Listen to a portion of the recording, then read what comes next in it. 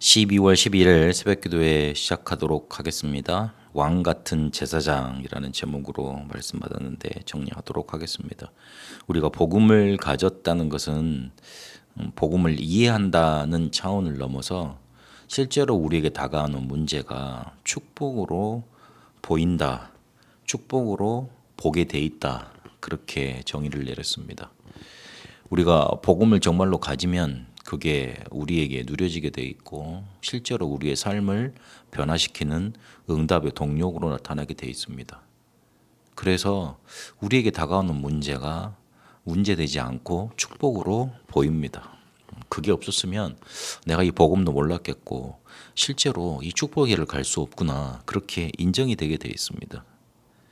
왜냐하면 진짜 문제가 뭔지 알았기 때문이고 그게 보이기 때문에 그렇습니다. 내게 지금 다가와 있는 뭐가 부족한 문제, 그리고 뭔가 잘못된 거, 그리고 나의 실수까지도 그게 진짜 문제가 아니고 그렇게 될 수밖에 없는 창세기 3장부터 시작된 영적인 문제, 근본적인 문제, 그리고 눈에 보이지 않는 흑암의 문제, 이게 진짜 문제라는 걸 붙잡았기 때문에 그렇습니다. 그러니 당연히 그리스도께서 모든 문제 해결하셨다는 거, 그게 우리에게 답으로 붙잡혀집니다. 더 중요한 건 성경과 교회사를 볼 때 이 문제가 왔을 때마다 세계복음화의 길로 하나님은 이끄셨습니다. 진짜 문제라면 하나님은 그렇게 만드셨습니다. 그걸 알고 나니 나에게도 동일하게 그렇게 세계복음화로 이끄신다는 건 그게 보이는 겁니다. 그러니 문제가 축복으로 보일 수밖에 없는 겁니다. 이러니 살아있게 되고 내가 살아있으면 주변에 있는 사람들이 소중하게 보입니다. 내가 살아있으면 살릴 길이 보이고 살리게 되어 있습니다. 내가 죽어 있으면 죽이는 것만 그들에게 전달되게 되어 있고 그리고 실제로 죽이게 되어 있습니다. 국률의 눈으로 사람이 보여서 영적인 문제 가지고 있는 사람이 오면 정말 저 사람 제대로 잘 찾아왔다, 도와줘야 되겠다, 기도가 나오게 되어 있습니다. 그리고 잘못된 사람은 용서가 되고 하나님의 계획까지 보이게 되어 있습니다.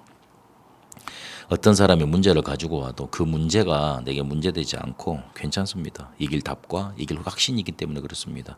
또한 하나님의 계획도 보이니 그렇게 되게 되어 있습니다. 이런 복음 가진 베드로가 이 복음을 가진 소아시아에 핍박받는 사람들에게, 성도들에게 보낸 메시지가 베드로 전후서였습니다. 그렇게 복음 가졌던 사실을 놓쳐버리면 그 핍박과 어려움을 어떻게 이겼겠어요? 새로운 정체성을 확인하라 하면서 너희는 세상을 살리는 그릇으로 서라, 그렇게 오늘 복음을 그렇게 적용시키면서 말씀 주고 있는 겁니다. 하나님의 위로의 약속을 그들에게 전합니다. 그들은 흩어진 나그네들이었습니다. 실제로 흩어져 있었고 그리고 핍박받고 있었습니다.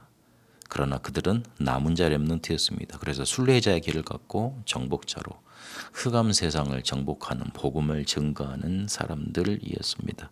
이때를 위해서 나를 부르셨구나, 이것 위해서 나를 지금 있게 하셨구나, 그렇게 절대 조건을 가지고 움직이는 자들이었던 겁니다. 그래서 그들에게 너희는 택하신 족속이다, 버림받은 자가 아니야, 그리고 비천한 신분에 있지만 그 신분으로 살아갈 자들이 아니야, 왕 같은 제사장이야, 그리고 하나님이 다른 나라에 소속되지 않고 너희를 하나님 나라에 소속된 거룩한 나라고 그래 소유된 백성으로 부르셨어. 그래서 흑암 이기는 빛을 선포하는 자로 불렀다 말하고 있습니다. 복음 가득한 교회와 복음 막는 것으로 가득한 교회와 세상, 이거를 이길 수 있는 응답이 우리에게 남은 시간표로 남아 있습니다. 그리스도 얘기는 거짓말이라고 자꾸 사람들이 말을 합니다. 그래서 베드로는 이렇게 고백합니다. 하나님의 아들로 영광으로 나타나신 거 우리가 직접 봤다. 근데 그것이 우리가 본 것만 증거가 되는 게 아니고 구약의 모든 예언이 성취된 것이다. 그렇게 꾸며낸 얘기가 아니다 증거합니다. 그리고 거짓 선지자들이 나타나서 최후 심판은 없다, 그래서 마음대로 먹고 살아도 괜찮다, 그렇게 말을 합니다. 그들은 개가 토한 것 다시 먹듯이 미련한 것을 계속 거듭하는 자들이었습니다. 그들의 길을 따라가지 말고 진짜 심판이 있다는 거 알고 끝이 있다는 걸 알고 그렇게 준비하라 말하랍니다. 하나님의 날이 도적같이 만다 그랬습니다. 하나님의 날을 딱 몇 시, 맨날 몇 시, 몇 분으로 딱 정해 놓는다면 그 전까지 마음대로 살다가 그때만 딱 잘하면 되잖아요. 그러면 가짜 신앙이 되죠. 그래서 진짜 신앙생활을 할 수 있도록 다시 오시는 날은 말씀해 주지 않으셨습니다. 아버지가 아버지만 아신다 그랬습니다. 그래야지만 진짜 믿는 사람이 진짜 신앙생활을 할 수 있잖아요.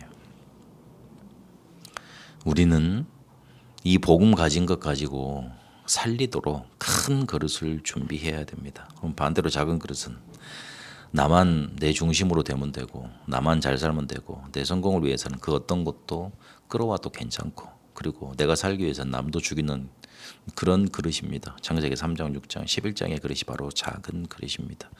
그래서 하나님이 원하시는 것은 2, 3, 7과 5천 종족 살리는 겁니다. 그것 위해서 산업도 빛의 경제로 준비하셨고 실제로 우리를 보호자, 동역자, 식주인의 축복으로 이끄시려고 합니다. 그래서 그 그릇을 준비하는 겁니다. 세상의 방법은 재앙을 가져오지만 하나님의 방법은 생명과 평화입니다. 이거를 교회를 통해서 이루셨습니다. 그래서 교회를 소중히 알고 교회를 살리는 그릇을 만드는 겁니다. 그리고 절대망대 세우는 겁니다. 업을 하든지 전도를 하든지 그리고 내 현장에 가든지요. 기도 시스템으로 그게 가능합니다. 여러분 복음 가진 자로 새로운 정체성을 확인하고 큰 그릇을 준비하는 한 주간의 응답 누려가게 되시길 바랍니다. 살아계신 하나님 우리에게 복음 주셨으니 이것 가지고 문제로 축복으로 보며 사람을 살리는 새로운 정체성 가지고 인도받게 하옵소서. 큰 그릇으로 하나님이 원하시는 응답 누려가게 하옵소서. 살아계신 우리 주 예수 그리스도 이름으로 기도합니다. 아멘. 개인 기도로 인도받도록 하겠습니다.